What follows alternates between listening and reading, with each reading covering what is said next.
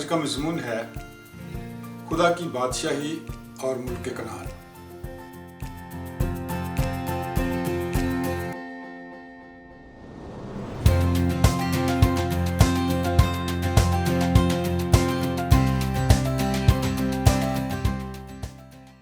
عزیز ناظرین، کتاب مقدس کی تعلیمات پر مبنی پروگرام بھرپور زندگی میں آپ کو خوش آمدید کہتے ہیں۔ موسیٰ کی وفات کے بعد یشوع اس کا جانشین مقرر ہوا اور بنی اسرائیل یشوع کی سرکردگی میں دریا یردن کو پار کر کے ملک کنعان میں داخل ہو گئے۔ انہوں نے اس ملک کے پہلے باشندوں کو شکست دے کر ملک پر قبضہ کر لیا۔ کنعانی بہت ہی خوفناک گناہوں میں ملوث تھے۔ ان میں بت پرستی، بدکاری اور بچوں کی قربانی کے گناہ پائے جاتے تھے۔ اس لیے خدا نے اسرائیلیوں کو حکم دیا کہ ان کو مکمل طور پر تباہ و برباد کر دیں، کیونکہ خدا جانتا تھا کہ اگر یہ ملک میں رہ جائیں تو اس کے مقدس لوگ بھی ان کی برائی میں شریک ہو جائیں گے۔ اس لیے خدا نے اسرائیلیوں کو یہ حکم دیا تھا۔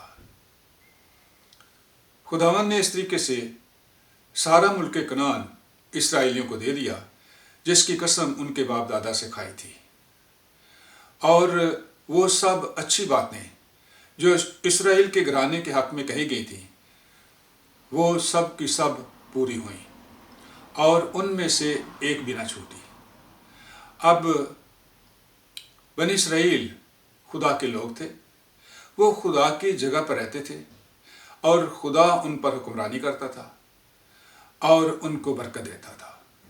اس طریقے سے خدا نے دوبارہ زمین پر اپنی بادشاہی قائم کی۔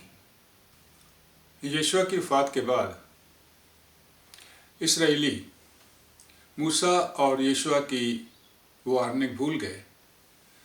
انہوں نے خدا کے خلاف بغاوت کر دی اور وہ اپنے خدا کو چھوڑ کر دوسری قوموں کے دیوتوں کی پوجا کرنے لگے۔ خدا اس سے سخت ناراض ہوا اور خدا نے سزا کے طور پر ان کو دشمنوں کے حوالے کر دیا۔ جب وہ دشمنوں کے ہاتھوں دکھ اٹھانے لگے تو پھر وہ خدا کے حضور رونے چلانے لگے اور مدد کے لیے پکارتے۔ پھر خداوند کسی ایک شخص کو ان کے لیے کھڑا کرتا، وہ ان کو دشمنوں سے رہائی دلاتا تھا اور وہی ان پر حکمرانی کرتا تھا، اور اسے لوگ قاضی کہتے تھے۔ قضات کی کتاب میں یہ عمل بار بار دہرایا گیا۔ ان قاضیوں میں سے ایک عظیم قاضی سیموئیل تھا۔ سیموئیل پوری عمر اسرائیل پر حکمرانی کرتا رہا، لیکن جب سیموئیل بوڑھا ہو گیا تو اس نے اپنے بیٹوں کو اپنی جگہ پر قاضی مقرر کیا، لیکن اس کے بیٹے شریر تھے اور وہ رشوت لے کر انصاف کا خون کر دیتے تھے۔ اس لیے اسرائیلی اکٹھے ہو کر سیموئیل کے پاس آئے اور انہوں نے سیموئیل سے درخواست کی کہ دوسری دنیا کی قوموں کی طرح ان پر بھی بادشاہ مقرر کیا جائے جو ان پر حکمرانی کرے۔ خدا ان کی اس خواہش سے ناراض ہوا، کیونکہ اس خواہش سے ظاہر ہوتا تھا کہ انہوں نے خدا کی بادشاہی کو رد کیا ہے۔ خدا اس لیے ناراض نہیں ہوا تھا کہ انہوں نے بادشاہ کیوں مانگا ہے، بلکہ اس لیے ناراض ہوا تھا کہ وہ دنیا کی دوسری قوموں کی طرح کا بادشاہ مانگتے ہیں۔ لیکن پھر بھی خدا نے جو کچھ انہوں نے مانگا تھا ان کو دے دیا، اور ساؤل ان پر بادشاہ مقرر کیا گیا۔ ساؤل کی بادشاہی کے دوران خدا نے لوگوں کو برکت نہ دی، کیونکہ ساؤل مسلسل خدا کی نافرمانی کرتا رہا۔ آخر کار خداوند نے اپنے بندہ سیموئیل کے ذریعے ساؤل کے خلاف فتویٰ جاری کر دیا۔ خداوند نے کہا، چونکہ تو نے خداوند کا حکم کو رد کیا ہے، اس لیے خداوند نے تجھ کو رد کیا ہے کہ تو بادشاہ نہ رہے۔ اب خداوند کی نظر داؤد پر تھی۔ خداوند نے داؤد کو ساؤل کی جگہ پر بادشاہ مقرر کیا۔ سب سے پہلے داؤد کی جاتی جولیت کے ساتھ جنگ میں خداوند نے ظاہر کیا کہ خداوند داؤد کے ساتھ ہے، اور ساؤل داؤد سے حسد کرتا تھا، اس لیے اسے مار دینا چاہتا تھا۔ پس داؤد ساؤل کے حضور سے بھاگ گیا اور چھپ کر زندگی گزارتا رہا۔ لیکن جب ساؤل فلسطینیوں کے ساتھ جنگ میں مارا گیا تو خداوند نے داؤد کو ساؤل کی جگہ پر بادشاہ مقرر کر دیا۔ اب اسرائیلیوں کو خداوند کی مرضی کے مطابق بادشاہ مل گیا تھا۔ داؤد کامل تو نہیں تھا، اس سے بہت سی غلطیاں ہوئیں، لیکن وہ اپنی زیادہ تر زندگی میں خداوند کا وفادار رہا، اور خداوند نے داؤد کو برکت دی، اور داؤد کے وسیلہ سے خداوند نے لوگوں کو برکت دی۔ اپنی حکمرانی کے دوران جلد ہی داؤد نے یروشلم کو فتح کر کے اپنے ملک کا دارالخلافہ بنا دیا، اور ملک میں امن و امان قائم ہوا، اور داؤد خداوند کے عہد کا صندوق یروشلم میں لے آیا۔ خداوند داؤد سے بہت خوش تھا، کیونکہ داؤد اپنی آزاد مرضی سے نہیں بلکہ خداوند کی مرضی سے لوگوں پر حکمرانی کرتا تھا، اور خداوند داؤد کو برکت دیتا تھا اور خداوند لوگوں کو برکت دیتا تھا، اور یروشلم نہ صرف داؤد کا شہر تھا بلکہ اب وہ خداوند کا شہر تھا۔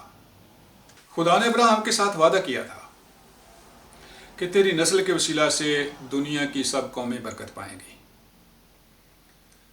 خدا نے وہ وعدہ داؤد کے ساتھ دہرایا کہ خدا اپنے اس وعدے کو داؤد کے بیٹے کے ذریعے پورا کرے گا، اور داؤد کا وہ بیٹا خدا کا بیٹا کہلائے گا۔ اس کا ذکر ہم سیموئیل کی کتاب میں پڑھتے ہیں۔ اور جب تیرے دن پورے ہو جائیں گے اور تو اپنے باپ دادا کے ساتھ سو جائے گا تو میں تیرے بعد تیری نسل کو جو تیرے سلب سے ہوگی کھڑا کر کے اس کی سلطنت کو قائم کروں گا۔ وہی میرے نام کا گھر بنائے گا، اور میں اس کی سلطنت کا تخت ہمیشہ کے لیے قائم کروں گا، اور میں اس کا باپ ہوں گا اور وہ میرا بیٹا ہوگا۔ اگر وہ خطا کرے تو میں اسے آدمیوں کی لاٹھی اور بنی آدم کے تازیانوں سے تنبیہ کروں گا، پر میری رحمت اس سے جدا نہ ہوگی، جیسے میں نے اسے ساؤل سے جدا کیا جسے میں نے تیرے آگے سے دفع کیا، اور تیرا گھر اور تیری سلطنت سدا بنی رہے گی، تیرا تخت ہمیشہ کے لیے قائم کیا جائے گا۔ خدا کے اس وعدے میں ایک بات اس میں فٹ نہیں آتی کہ جب وہ خطا کرے گا تو میں اسے سزا دوں گا۔ یہ بات کسی عام آدمی کے بارے معلوم ہوتی ہے، لیکن باقی وعدہ ایک عظیم شخصیت کو ظاہر کرتا ہے۔ اس کا جواب یہ ہے کہ پرانے عہد نامے کے باقی نبوتوں کی طرح یہ نبوت بھی ایک سے زیادہ سطح پر پوری ہوتی ہے۔ اس نبوت کا ایک حصہ سلیمان بادشاہ پر پورا ہوتا ہے، جس نے خداوند کی ہیکل تعمیر کی، لیکن باقی نبوت داؤد بادشاہ کے بیٹے خداوند یسوع مسیح پر پوری ہوتی ہے، اور سلیمان بادشاہ یسوع مسیح کی بادشاہی کا محض عکس تھا۔ خدا کے اس وعدے کے مطابق اب اسرائیلی خدا کے مسیح داؤد کے بیٹے کا انتظار کر رہے تھے، اور وہ آئے گا اور خدا کی بادشاہی قائم کرے گا۔ اس کا نام عبرانی میں مسیح، جس کا مطلب ہے چنا ہوا یا مسح کیا ہوا، اور یونانی میں کرائسٹ اور اردو میں مسیح ہے۔ یہ کہانی جاری رہے گی۔ ویڈیو دیکھنے کے لیے شکریہ۔ God bless you.